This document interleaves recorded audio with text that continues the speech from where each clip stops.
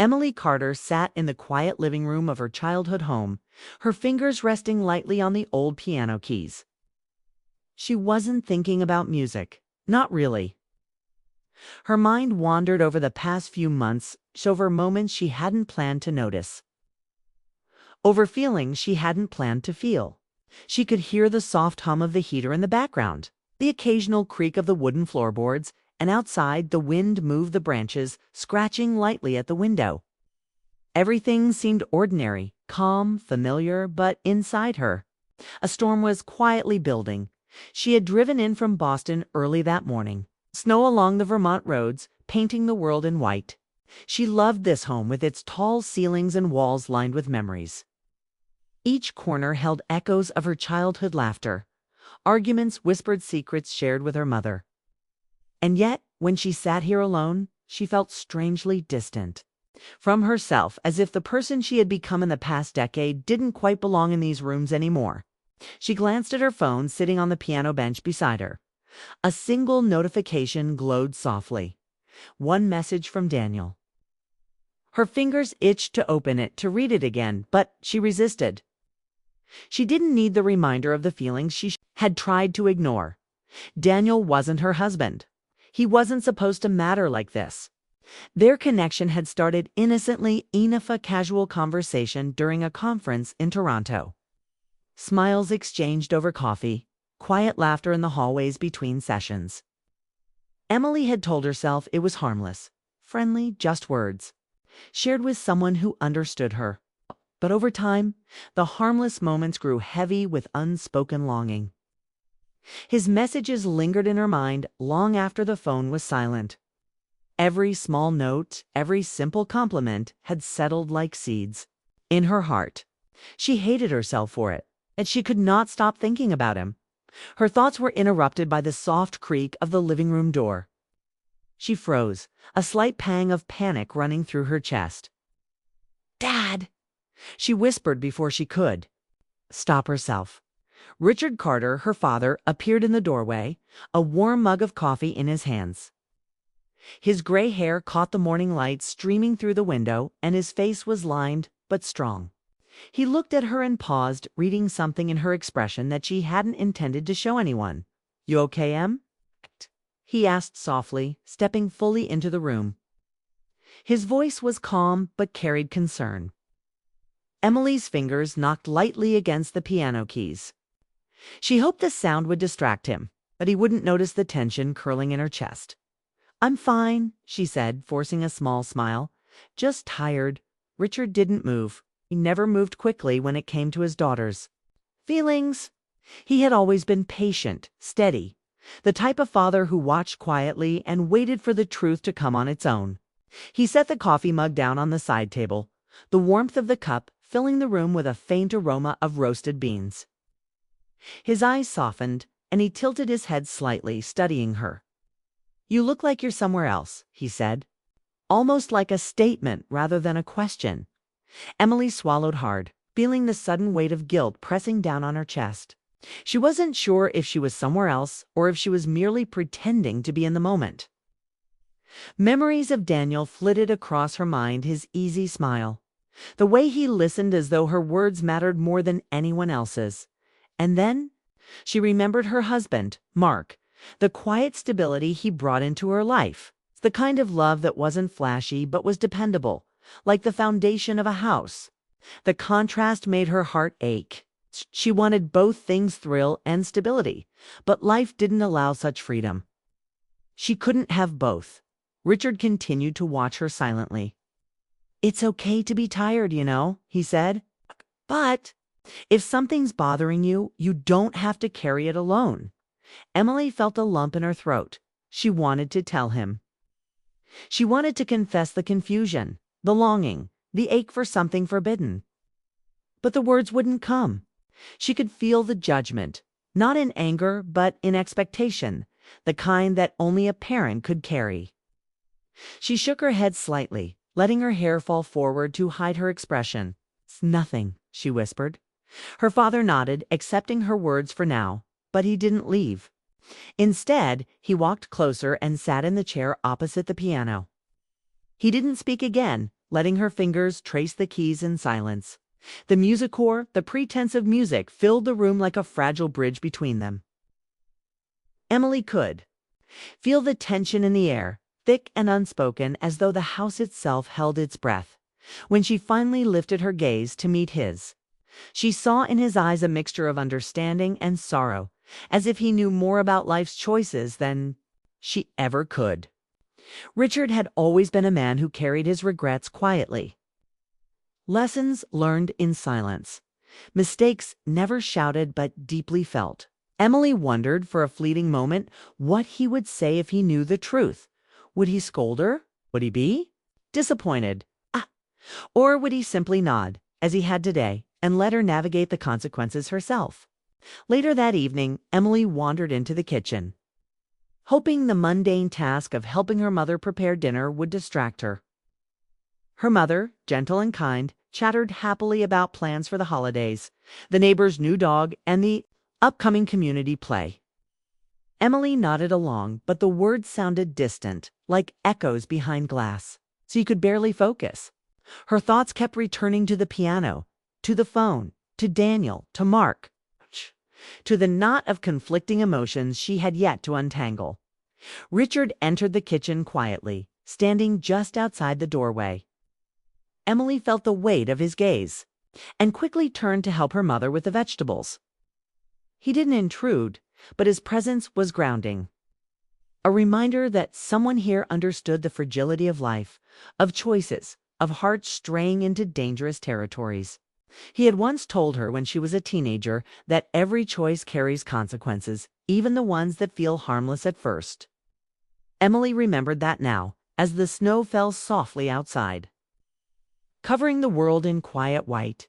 The evening wore on, and Mark's absence was more pronounced than ever. His messages were few, simple, practical, a reminder of normal life back in Boston, but Emily felt the gap in a way that made her chest ache. She longed for Daniel's messages, for his presence, yet she knew the risk in wanting what she couldn't have.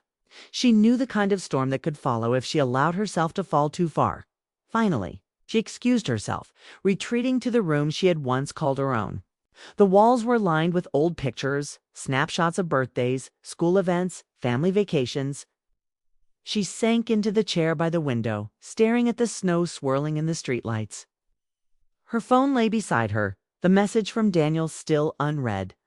She felt trapped between worlds, between the life she had built, the love she had promised, and the temptation that called softly from afar. Hours passed. The house was silent except for the occasional creak and sigh. Emily finally reached for her phone, her thumb hovering over the screen. She wanted to read the message. She wanted to respond. But she also feared the consequences. She thought about her father's eyes earlier, the quiet understanding he had offered, and she felt the weight of judgment, not in anger, but in care. She knew someone she loved deeply was watching over her, even if she wasn't ready to admit the truth. As she stared at the message, a realization settled over her. Life was never as simple as choosing right or wrong. Sometimes it was about navigating the gray spaces in between, about learning who you truly were before anyone else. She didn't know what she would do next, but she knew one thing: tonight she would not reply. Tonight she would face the quiet, and the storm would wait.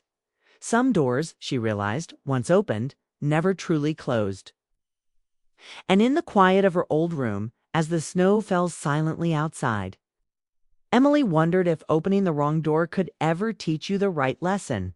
She didn't have an answer yet. It's only the restless ache of longing, the weight of guilt, and the soft, patient presence of a father who had always known more than he said. And somewhere in the distance, a thought lingered. Tomorrow, she might have to choose. The next morning arrived quietly, the soft light of winter sun spilling through the frosted windows. Emily woke in her old bedroom, the familiar surroundings both comforting and suffocating. She could hear the faint crunch of snow under her father's shoes in the hallway, the quiet humming of her mother preparing breakfast.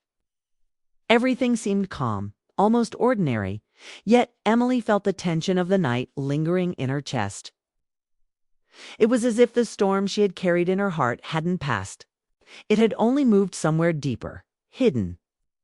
Waiting for her to confront it, she dressed quickly, hoping to distract herself with movement. Her fingers brushed over the keyboard of the piano as she passed, and a small shiver ran through her. The instrument had always been a witness to her thoughts, her joy, her sorrow, her fears. Today it felt like a reminder of what she had been running from.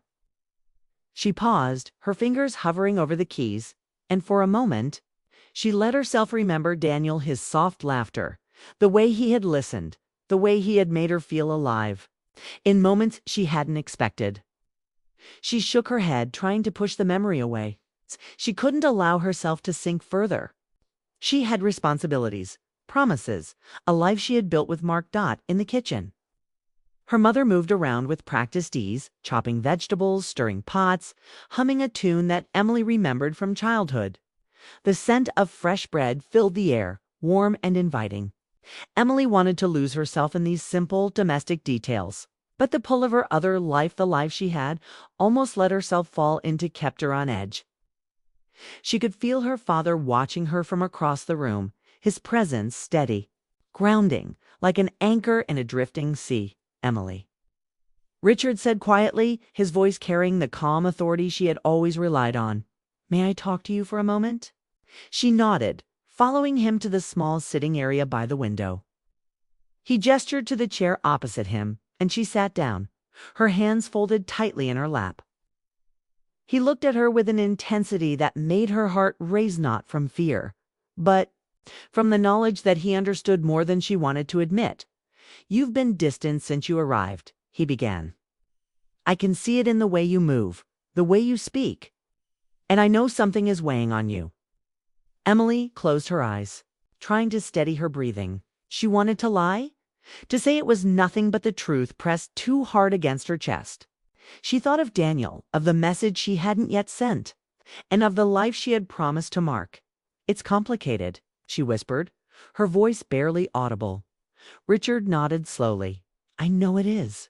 Life has a way of becoming complicated when hearts are involved. But I also know this: you are stronger than you think, and clarity often comes when you face the truth." She looked at him, searching his face for judgment, but found only understanding. It was a strange comfort, and it made the ache in her chest feel heavier. She realized she wasn't just running from Daniel. She was running from herself, from the part of her that had allowed herself to feel this way at all. "Dad," she said finally, "what if I made a mistake? What if I let something happen that could hurt the people I love?"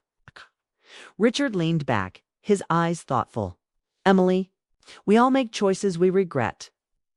That's part of being human. But mistakes aren't always permanent. They are warnings, lessons, chances to see who we really are." Her tears came then, slow and quiet, but unstoppable. She felt the weight of her confusion, her longing, and her guilt all at once. Richard didn't speak. He didn't need to. He simply waited, letting her spill the truth in silence. Sometimes the loudest support comes in quiet moments. After a while, she wiped her tears and took a deep breath. "I have to stop this," she said, her voice steadier. "I can't let it go further. I can't let Daniel. I can't let him take me away from the life I promised." Richard reached across and gently took her hand. "Then that's your choice. That's the part of love that matters: choosing the life you want, the person you want to be, even when your heart wants something else." Emily nodded, feeling the truth of his words settle into her bones.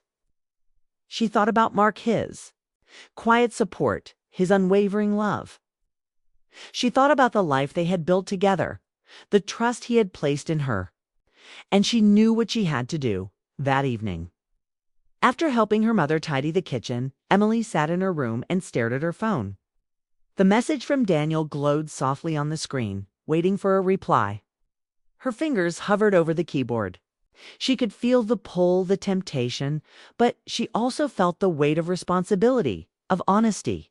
Finally, she typed a single message: "Emily, I need to stop."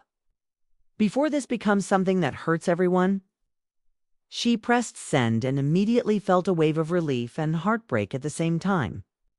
Her heart ached for what could have been, for the connection she had felt, for the excitement and warmth that Daniel had brought into her life. But beneath that ache, there was a steadiness, a quiet pride. She had made the right choice. The response came quickly, as she had expected. Daniel, I understand.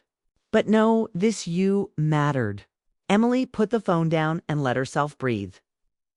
The ache was still there, but it was different now, less frantic, less desperate. It was a reminder that not all love is meant to last, that sometimes love exists to teach us about ourselves, to guide us toward the choices that define our character. The next morning, as she packed her bags to return to Boston, her father hugged her tightly. Whatever you decide next, he said, make sure it's something you can live with in the quiet. Something that lets you look at yourself in the mirror and be at peace. Emily nodded, feeling the truth in his words. She knew that the decisions she made now would shape her life, her marriage, and her understanding of herself. And for the first time in weeks, she felt like she could face the future without fear. As she drove away from her childhood home, the snow still covering the roads, Emily looked ahead at the road stretching forward. It was uncertain, imperfect, and long, but it was hers. She had faced the temptation that had haunted her, confronted the longing that had unsettled her, and chosen honesty over desire. She didn't know what the future held, but she knew she had grown stronger for facing her own heart. And somewhere deep inside, a question lingered softly, a quiet hook that would remain with her always. Was walking away the end of the story, or the beginning of truly becoming honest at last? Emily didn't have the answer yet, but she felt ready to find it. She had chosen the road of truth, and for the first time in a long while, she felt like she could breathe freely, even with the memory of what might have been still lingering. Gentle and bittersweet, the city lights of Boston appeared in the distance, warm and familiar. Mark would be waiting. Life would continue. And Emily knew as she gripped the steering wheel and let the engine hum beneath her. That love, true love, wasn't about the excitement of temptation. It was about the quiet strength of choosing someone every day, whispered in your heart. She smiled softly to herself, the snow melting into puddles along the highway. Some loves are fleeting, some are permanent, and some exist just to teach us who we really are. Emily had learned that lesson, and it was one she would carry with her forever. And as she turned onto the familiar streets of her city, she felt the calm certainty of her decision settling in. The past would always be a part of her, but it would no longer define her. She had walked away. Yes, but in walking away, she had truly begun to live. The quiet hum of the car, the soft city lights, the gentle warmth of knowing she had done the right thing, all of it wrapped around her like a protective cloak. She had faced the storm and emerged wiser, stronger, and ready to embrace the life she had chosen, with the love she had promised and the courage to remain honest, even in the most complicated moments of her heart.